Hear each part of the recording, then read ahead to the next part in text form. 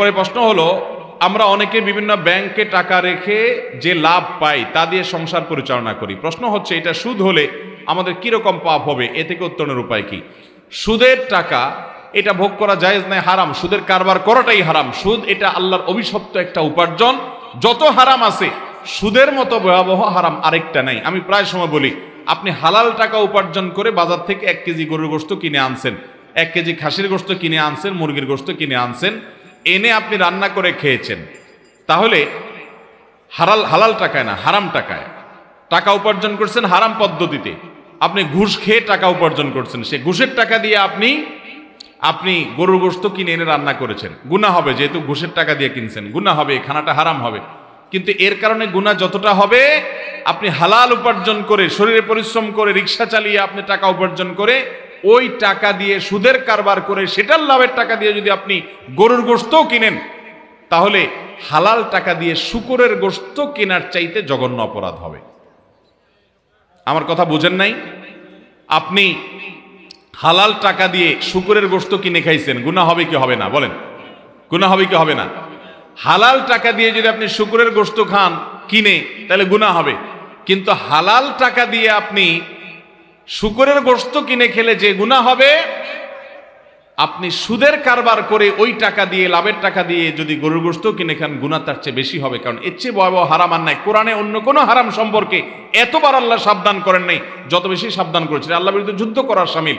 অথচ এই সুদের কারবার আমাদের সমাজে নানাভাবে প্রচলিত। অতএব ব্যাংকে এইভাবে উপার্জন করলে সেটি হারাম হবে, এবং সেটা সাধারণ হারাম নয়, কবিরা গুনাহ, মহাপাপ।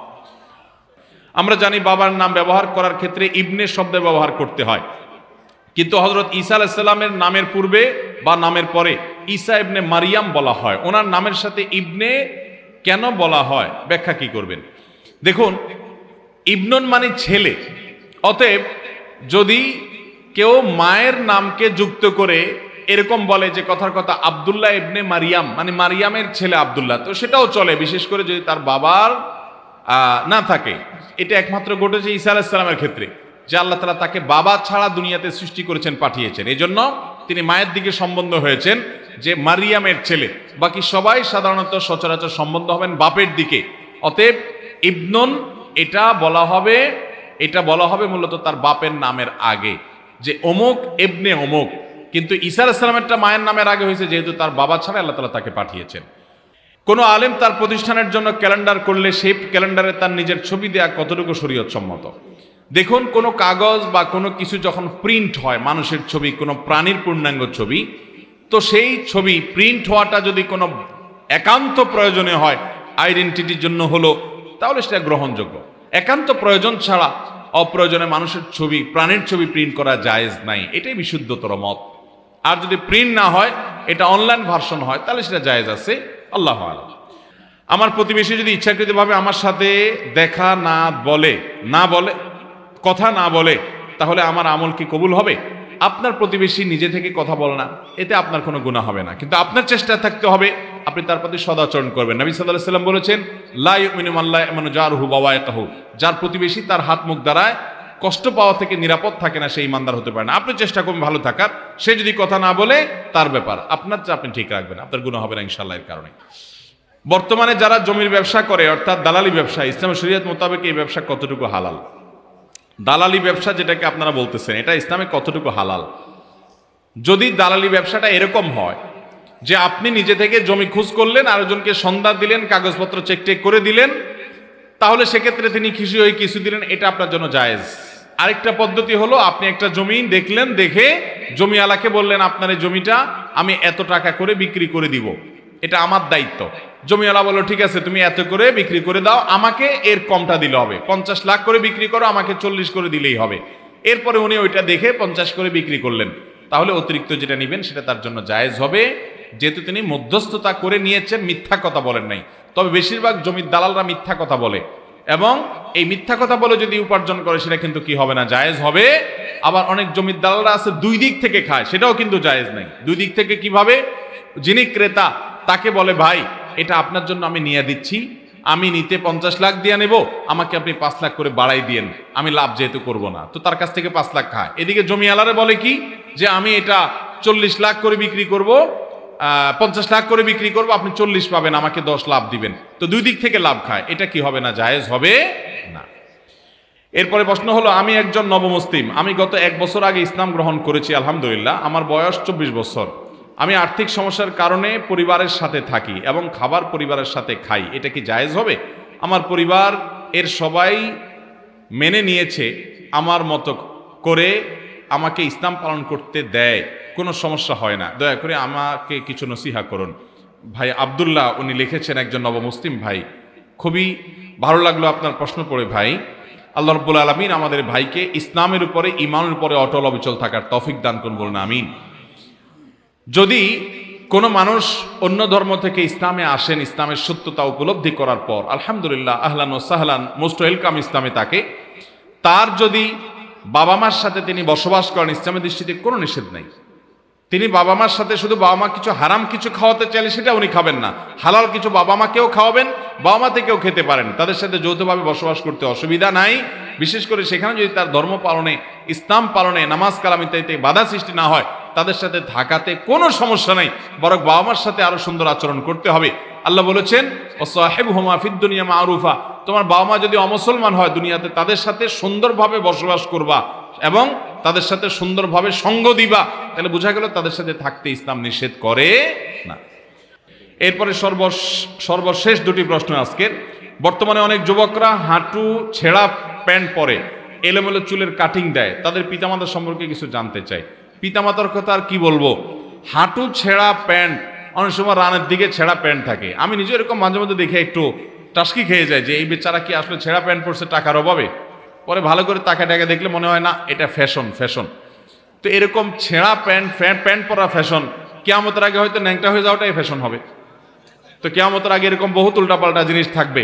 আল্লাহ তাআলা আমাদের যুবকদেরকে সুন্দর রুচি দান করুন এবং পশ্চিমাদের অন্ধ গোলামি, এটা থেকে আল্লাহ তাআলা আমাদের যুব সমাজকে বাঁচিয়ে রাখুন। নবী করিম সাল্লাল্লাহু আলাইহি সাল্লাম বলেছেন, একটা সময় আসবে, লা তাত্তাবিউন্না সুনানা মান কানা ক্বাবলাকুম, তোমাদের আগের যুগের মানুষদের অনুসরণ তোমরা করবে, এমন কি তারা গিয়ে গর্তে ঢুকলে তোমরা সেখানে যায় ঢুকবা, তারা 1 বিগত গেলে তোমরা 1 বিগত যাবা। সাহাবীরা বলেছেন, ইয়া রাসূলুল্লাহ, ইহুদি খ্রিস্টানদের কথা বলছেন? তিনি বলছেন, তারা ছাড়া কাদের কথা? তাদের কথাই বলছি। অর্থাৎ তারা যা করবে তোমরা অন্ধের মতো চেষ্টা করবা, বুঝে আসুক বা না আসুক। আপনার প্যান্টটা ছেঁড়া, এটা কিসের ফ্যাশন ভাই? কিন্তু আপনি সেটাই করতেছেন। কাদের অনুসরণ করে করতেছেন? ওই যে ইহুদি খ্রিস্টানদের অনুসরণ করে। মুসলমানদের জন্য নবী করিম সাল্লাল্লাহু আলাইহি সাল্লামের চাইতে উত্তম কোনো আদর্শ নাই। লাকাদ কানা লাকুম ফি রাসূলিল্লাহি উসওয়াতুন হাসানা, আল্লাহ এবং আখিরাতকে বিশ্বাস করে তাদের জন্য রাসূলের মধ্যে রয়েছে সবচেয়ে উত্তম আদর্শ। আল্লাহ তাআলা সেটাকে আদর্শ হিসেবে আমাদেরকে গ্রহণ করার তৌফিক দান করুন। বর্তমানে যাদের ছেলে সন্তান নাই কিন্তু মেয়ে সন্তান আছে, তার বাবা মৃত্যুর আগে সম্পত্তি মেয়েদের নামে লিখে দিয়ে যায়, তাতে ভাতিজারা যেন না পায়, তা কতটুকু শরীয়ত সম্মত? কোন মানুষ জীবদ্দশায় একটা মেয়ে আছে, সব সম্পদ লিখে দিয়ে যাচ্ছে, অথবা 2টা মেয়ে আছে, সব সম্পদ তাদেরকে দিয়ে যাচ্ছে, কেন?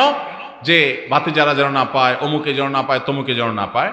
এই কাজটা করা অনুচিত, কিন্তু যদি দিয়ে যায় মেয়েদের জন্য সেটা হালাল হবে। অনুচিত কেন? কারণ কোনো ওয়ারিসকে বা আপনার সম্পদ কেউ পেতে পারে, তাকে আপনি বঞ্চিত করার ইচ্ছা করলেন, এটা হলো তার প্রতি এক রকমের অবিচার, এটা জুলুম, এটা জায়েজ নাই। কিন্তু যদি এভাবে দিয়ে দেয় মেয়েদেরকে হেবা হিসাবে, দান হিসাবে, ঠিক আছে আমি তোমাদেরকে দান করে দিলাম, বাপ মেয়েদেরকে দান করতেই পারে, সমান হারে দিল, তাহলে সেক্ষেত্রে সেটা দেওয়াটা জায়েজ হবে। বাট অন্যকে যে ঠকানোর উদ্দেশ্য হয়েছে ওটার কারণে তার কি হবে? গুনাহ হবে। অতএব এরকমটি না করা উচিত। আবাউকুম ওয়া আবনাকুম লা তাদরুনা আইয়ুহুম আকরাবু লাকুম নাফআ, তোমাদের ওয়ারিসদের মধ্যে কে বেশি উপকারে তোমরা জানো না। এজন্য আল্লাহ যা নির্ধারণ করেছে সে অনুযায়ী দেওয়া উচিত এবং ওইটাকে মানার ভিতরেই কল্যাণ আছে। তবে হ্যাঁ, মেয়েদেরকে কিছু সম্পদ আপনি গিফট হিসাবে সমান হারে ভাগ করে দেন জীবদ্দশায়, সেটা ভিন্ন বিষয়। আর কিছু সম্পদ রাখেন যে মৃত্যুর পরে সমান হারে যার যা প্রাপ্য তা পাবে, সবগুলো আপনি দিয়ে দিবেন না। আল্লাহ রাব্বুল আলামিন আমাদেরকে আমল করা এবং বুঝার তৌফিক দান করুন। জাযাকুমুল্লাহ খাইর। এরপরে প্রশ্ন হলো, 7.5 তোলার স্বর্ণ অথবা 52.5 তোলার রূপা কারো নিকট থাকলে অথবা সমপরিমাণ মূল্যের টাকা থাকলে জাকাত দিতে হয়, কিন্তু 7.5 তোলার স্বর্ণের বর্তমান মূল্য প্রায় 6.5 লক্ষ টাকা, কিন্তু 52.5 তোলা রূপার মূল্য অনেক কম, তাহলে স্বর্ণের মূল্য অনুযায়ী জাকাত দিলে আদায় হবে কিনা জানতে চাই। কেউ বলেন 50,000 টাকা অথবা সমপরিমাণ অলংকার থাকলে জাকাত দিতে হবে, সঠিক উত্তর জানতে চাই। দেখুন, স্বর্ণ অথবা রূপা এই দুইটার নেসাবের কোনোটা, স্বর্ণ হলে 7.5 তোলা অর্থাৎ 85 গ্রাম, আর রূপা হলে 52.5 তোলা অর্থাৎ 595 গ্রাম। এই পরিমাণ স্বর্ণ অথবা রূপা যে কোনো একটার মালিক হলে তার উপরে জাকাত ফরজ। এখন আমাদের যদি নাকি টাকা হয়, এই টাকাটা স্বর্ণেও কনভার্ট হতে পারে, রূপায় কনভার্ট হতে পারে, এই জন্য সর্বনিম্নটা টাচ করলে জাকাত এসে যাবে। যেহেতু রূপার দাম কম, এই জন্য রূপারটা টাচ করলে জাকাত এসে যাবে। আর যদি কারো পিওর স্বর্ণ থাকে তাহলে সেক্ষেত্রে 7.5 ভরির আগ পর্যন্ত জাকাত হবে না। কিন্তু স্বর্ণ কিছু আছে, টাকা কিছু আছে, তাহলে দুইটার মূল্য যোগ করে রূপারটা টাচ করলে জাকাত হয়ে যাবে। শুধু স্বর্ণ থাকলে শুধু তখন 7.5 ভরির আগে জাকাত আসবে না। এই বিষয়ে ওলামা ইকরামের তেমন কোনো মত পার্থক্য আছে বলে আমার জানা নাই, যদিও এটা আমাদের অনেকের বুঝে নাও আসতে পারে, কিন্তু মাসআলা এটাই এবং চূড়ান্ত সিদ্ধান্ত এটাই।